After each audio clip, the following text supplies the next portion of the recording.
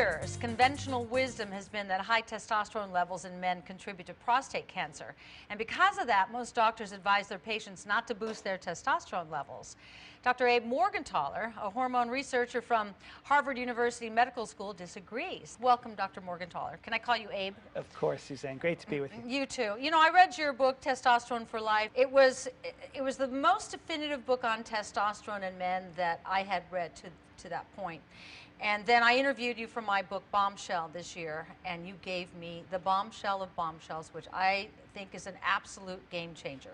Why is conventional medicine so adverse to giving men testosterone when their levels decline? What's that about? The big fear that doctors have had with testosterone is, for 7 decades, 70 years, going back to the 1940s, doctors have been afraid that raising testosterone or having a higher testosterone level meant it was bad, bad, bad for prostate cancer. It was going to cause it, or God forbid a guy had some hidden cancer, it was going to grow like crazy. Where'd this come from? In the basement of the Harvard Library, I find this article that by the godfather, if you will, of prostate cancer. And I'm in there in the library, in the bottom in the archives, you can pull this journal, bound journal, off the shelf, 1941.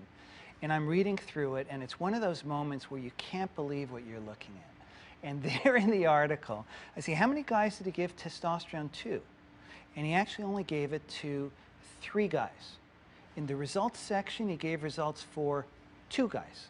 In other words, it was really based on nothing. So this idea that giving testosterone to men, and it's going to be some risky thing for prostate cancer, it's based on nothing. One case and even then really nothing. Yeah. Men get prostate cancer as they get older, and their testosterone levels go down. Yes. I'm in practice almost 25 years. I've never seen a case of prostate cancer in a 20-year-old where they have their highest lifetime levels of testosterone. Right. It doesn't make sense. So you know why people have said for years that testosterone is bad for prostate cancer? I do not. Because somebody before them said to them, high testosterone caused it. People didn't really recognize that men could have these symptoms that we've touched on of lower testosterone. Tell them the symptoms. Sexual symptoms are erections aren't as good. Sex drive is kind of the classic symptom, down in the gutter. Right. It may be more difficult to have an orgasm. And some guys feel like the electricity down there is gone, like the sexual thing. The non-sexual symptoms are lack of energy, getting tired, but not just tired, like often the guys feel depleted. Guys say, I take naps now, I never did that before. It can affect mood, so that some guys feel sort of blunted or even down, and mood in another way, which we call irritability. Testosterone for men and bones is like estrogen in women and bones. But if they have low levels of testosterone, osteoporosis means they're at increased risk of fractures.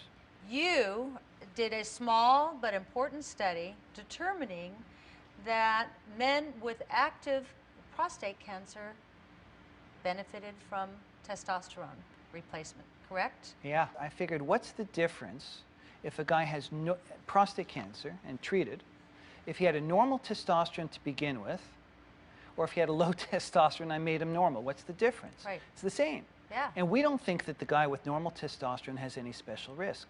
So I started treating guys after radical prostatectomy, the surgery. That is, they remove the prostate and the other glands that make some of the fluid. When you remove the prostate, can you have sex anymore? About 50% or more of the guys lose their erections. It's bad. I started treating men after the surgery. I started treating men after radiation, and it was all okay. But then the big thing happened was when I had a guy in his 80s, a lawyer with this beautiful shock of white hair, and he came in and he had some problems that sure sounded like testosterone. And we tested him and it was low, but his PSA was high. How high? And PSA is the blood test we use to diagnose prostate cancer. Right. So normal is below 4. Right. And he was at 8, which is fairly high. Right. So I said to him, you know, sir, I don't make a habit of doing prostate biopsies of men in their 80s, but you look awfully vigorous. He went to work every day as a lawyer. And he said, you know, I'd like to know. So we did biopsies, and he had cancer, but he had sort of the lower grade stuff that now we tend to watch a little bit. And I'm sitting talking with him, and he says, I don't want the treatment, I just want you to watch me. I say, I agree with that 100%, let's do that. And I figure that's the big issue. I'm ready to leave the room. He says, but doctor, what about that testosterone you talked about? And I said, well, sir, you've got active prostate cancer. We're not even going to treat you. I've never treated anybody like you. He said, you know what? I'm 84 years old. Yeah. I'm willing to try it. If you'll give it to me, I'll take it. So you know what happened to him? No. We started giving him testosterone. I wrote a long note in the chart. He understands the risks. He could die, blah, blah, blah. And his PSA went from the 8s, and we'd repeated it, down to the 7s, down into the 6s, down into the 5s. And at 2 years, he was around 6.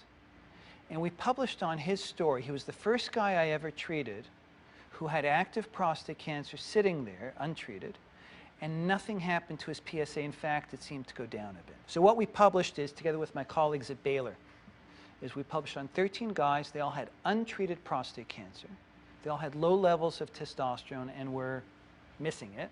So we treated them. And does it matter what stage? They were all localized early, all of them early. And at the end, it was an average of 2.5 years. The longest was 8 years, all with biopsies. PSAs didn't go up.